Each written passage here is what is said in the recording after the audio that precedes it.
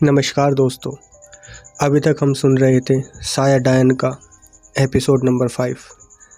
अब इससे आगे जब मैंने बाबा से पूछा तो बाबा वो डायन कोर्ट में कैसे फंस गई और डायन वहाँ कैसे आई, तो बाबा ने मुझे बताते हुए कहा, तो सुनो बेटा, यह बात आज से लगभग 5000 साल पहले की होगी।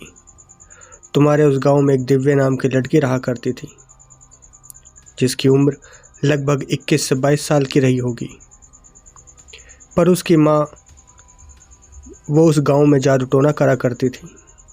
वैसे उस गांव में तो काफ़ी लोग रहते थे जो जादू टोना करते थे, पर सब चुप करा करके करते थे।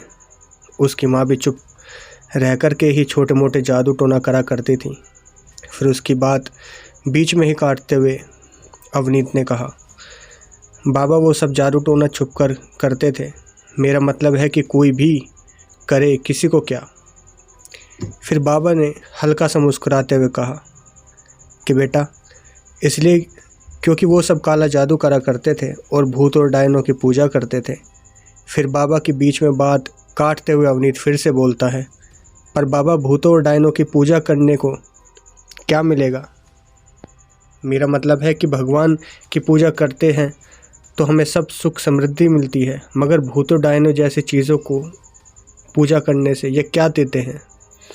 फिर बाबा ने कहा, जितने भी काले जादू वाले लोग होते हैं बेटा, वो सब भूत पिशाच या डायन की ही पूजा करते हैं, क्योंकि काला जादू लोगों को बुरा करने के लिए होता है और भगवान से तो बस अच्छा ही होता है, किसी का बुरा नहीं।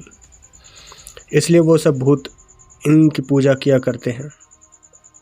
वैसे ही एक दिन दिव्या की माँ, वहाँ अभी डायन कोर्ट है, वहीं डायन की पूजा करा करती थी।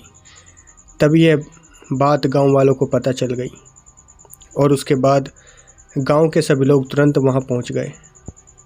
तुरंत दिव्या की माँ को पकड़ लिया और उसके बाद उन्होंने दिव्या के बुरे परिवार को पूरी तरह से पकड़कर वहाँ से ले गए।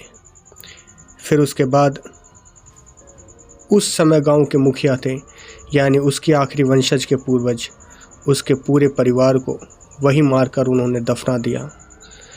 पर जो दिव्या थी वो एक डायन की बेटी थी, मतलब वो डायन के वरदान से पैदा हुई थी, इसलिए वो मरने के बाद एक डायन ही बन गई। फिर बाबा को बीच में ही रोकते हुए मैंने कहा, बाबा वो एक ही जगह में कैसे फंस गई? फिर बाबा ने कहा, दिव्या मरने के बाद जैसे ही डायन बनी, उसके बाद पूरे गांव में एक मौत का खेल चल दिया। उसकी मौत के कुछ दिन बाद से ही रोज़ गांव में एक किसी न किसी की जान ज़रूर लेती ही। उसी बीच में उसने मुखिया के पूरे परिवार को भी मार दिया था। बाबा की इतना बोलते ही मैंने बाबा को बीच में फिर रोक करके कहा, पर बाबा, आपने तो कहा था कि अभी भी उस मुखिया का आखिरी वंशज बचा हुआ है, पर अब आप कह रहे हैं कि उसने पहले ही मुखिया के पूरे परिवार को मार दिया था।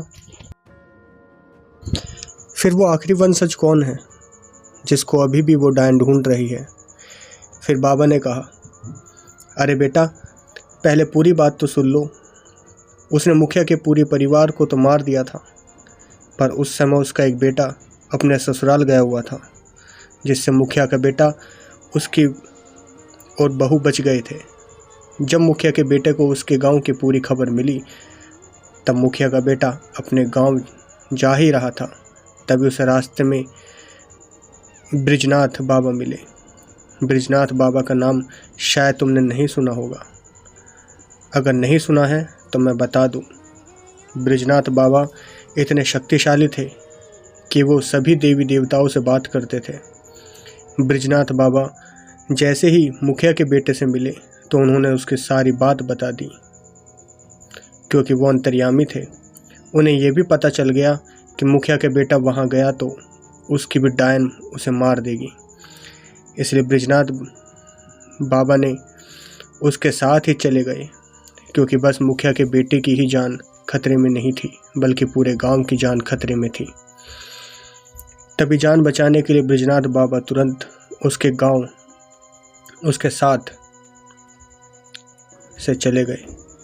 उन्होंने भी डायन जल्दी से काबू में नहीं हो रही थी, क्योंकि दिव्या एक डायन की बेटी थी और मरने के बाद वो और भी ज़्यादा शक्तिशाली बन चुकी थी और ऊपर से उसे बदला भी लेना था।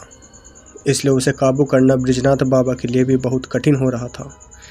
पर किसी तरह से बाबा ने उसे काबू तो कर लिया, पर जहाँ दिव्या को दफनाया गया था उसके आसपास जगहों पर बाबा काबू नहीं कर पाए थे, जिसकी वजह से वो जगह डायन कोट बन गई थी। मुखिया के बेटे का बेटा हुआ तब उस डायन के किसी के इस्तेमाल से उसे उस डायन कोर्ट में बुला लिया, जिसके बाद उस डायन ने उसे भी मार दिया। ऐसे करते करते वो मुखिया की हर पीढ़ी से किसी न किसी को ज़रूर मार देती है और बस मुखिया का वो आखिरी वंशज ही बचा हुआ है।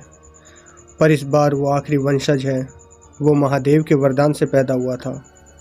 उसकी पीठ पर एक त्रिशूल का निशान है। इस बार मुखिया का वो आखिरी वंशज उस डायन कोर्ट में जाएगा।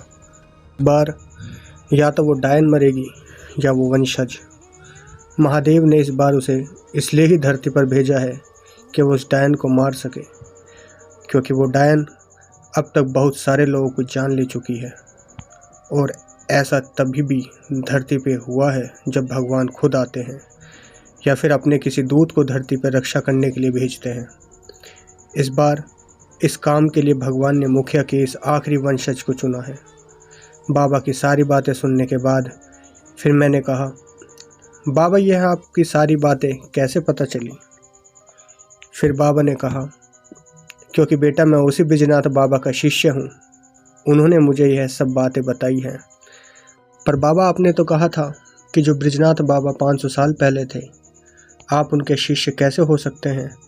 फिर बाबा ने थोड़ा सा मुस्कुराते हुए कहा, बेटा क्योंकि बृजनाथ बाबा ने 600 वर्ष की उम्र में अपने शरीर का त्याग करा था। उन्होंने जब उस डायन को काबू करा था तब उनकी उम्र लगभग 100 वर्ष से भी ज़्यादा थी। हाँ, मैं उनका आखिरी शिष्य हूँ। बाबा की बात सुनने के बाद मैंने हैरानी के साथ कहा, बाबा पर कोई 600 साल तक कैसे ज़िंदा रह सकता है? मैंने तो आज तक कभी ऐसा कभी नहीं सुना। फिर बाबा ने कहा, बेटा क्योंकि वो एक महान तपस्वी थे और ऐसे बहुत सारे तपस्वी हुए हैं जो हजारों सालों तक जीवित रहते हैं और बृजनाथ बाबा उन्हीं में से एक हैं। अवनीत को बाबा की सारी बात बताते हुए कहा, बाबा ने ये सारी बातें मुझे बताई थी। उसके बाद अवनीत की सारी बात सुनी और बड़ी हैरानी के साथ कहा, भाई तो मुझे भी ले चलेगा बाबा के पास?